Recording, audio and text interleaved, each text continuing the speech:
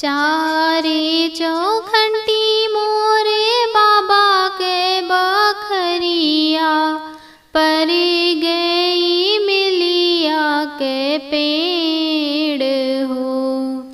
वही रे मिलिया के शीतल छैया, बाबा बैठे छहाए हो। झारे पोछे बाबा जग बैठावे, पूछे लागे ससुरे के हाल हो। झारे पोछे बाबा जग बैठावे, पूछे लागे ससुरे के हाल हो। कवन कवन सुख पायु मोरी बेटी, हमसे कहव अर्थाए हो।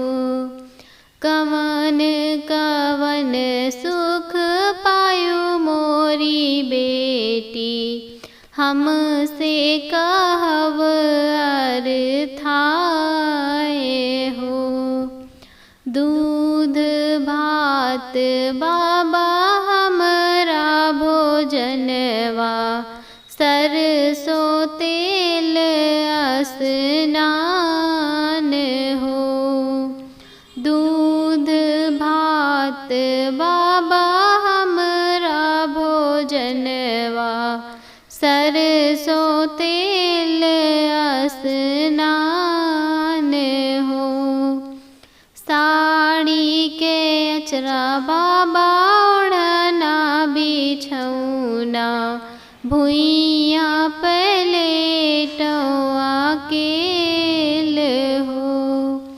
जरई रे नौआ रे तोरी नौवरिया, जरई रे बाभन तोरा वेद हो।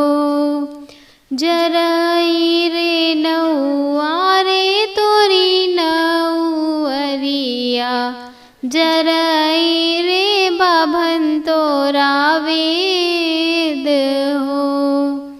जो कुछ लिखा बाबा हमरे करमवा, सो कुछ मेटा न जाए हो।